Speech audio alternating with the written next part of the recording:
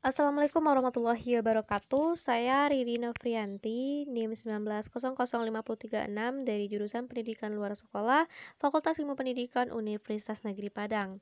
Di sini saya akan mempresentasikan hasil tugas saya yaitu dari pertemuan 9 sampai 12 dalam mata kuliah Komunikasi Persuasi. Yang pertama, saya akan membahas tentang merancang profil komunikator pada praktik PLS, di mana saya mengambil contoh komunikator dalam praktik PLS ini yaitu pendakwah atau ustadz. Berikut profil beliau. Namanya yaitu Sukarman, Bapak Sukarman. Tempat tanggal lahir di Sawalunto, tanggal 21 Mei 1940. Jenis kelamin laki-laki. Tempat tinggal Asam Panjang di Kenegarian Sungai Rimbang. Umur 80 tahun. Pendidikan yang pertama itu SD Impres Suliki. Sekolah menengah pertama Tarbiyah Tana Tingkah, lalu SMA di 50 kota. Pekerjaan beliau yaitu pendakwah atau ustadz dan juga seorang petani.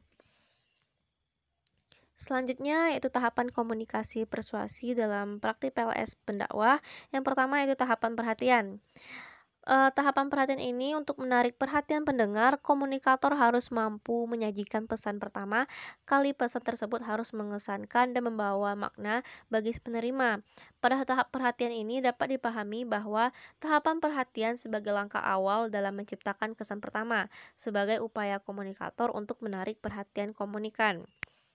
Yang kedua yaitu tahapan pengertian. Hal-hal yang mudah dimengerti akan mudah pula tertanam dalam pikiran seseorang. Oleh sebab itu, mengutarakan pesan harus diusahakan uraiannya mudah dimengerti.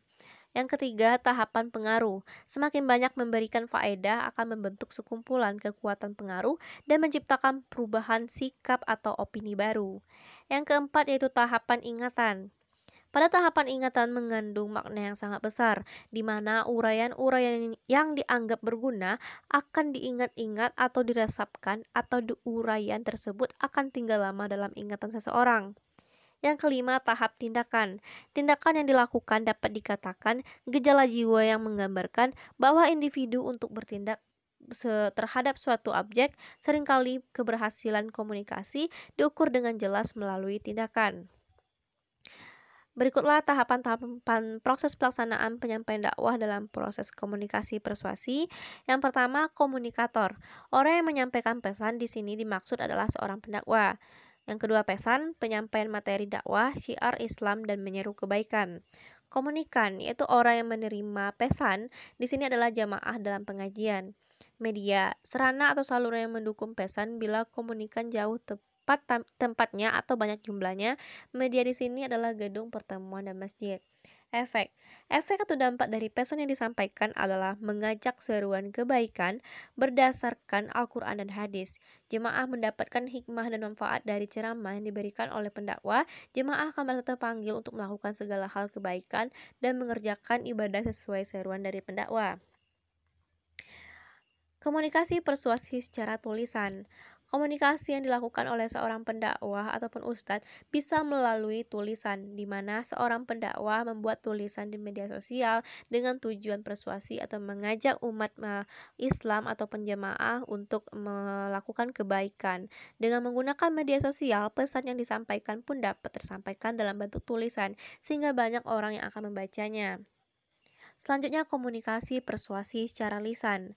Komunikasi merupakan sarana dakwah. Seorang dai menyampaikan pesan-pesan keagamaan menggunakan simbol-simbol verbal dan nonverbal. Kedua jenis simbol inilah yang paling banyak digunakan oleh arah komunikator dakwah. Simbol-simbol verbal meliputi ucapan dan tulisan yang lazim dimengerti, sedangkan simbol-simbol nonverbal dalam dunia dakwah mengacu pada gerak, raut wajah, pakaian, tindakan atau perilaku, dan situasi lingkungan, sesuatu yang bermakna selain mekanisme linguistik. Menurut Ma'rif tahun 2010 nomor 36. Komunikasi lisan adalah bentuk komunikasi dengan mengucapkan kata-kata secara langsung kepada lawan bicaranya, kelompok maupun individu. Seorang pendakwah memberikan kajian atau penceramah dengan menggunakan komunikasi secara lisan guna mengajak jemaah untuk melakukan kebaikan atau memberikan pengajian kepada jemaah. Baiklah, sekian hasil presentasi dari saya. Terima kasih. Assalamualaikum warahmatullahi wabarakatuh.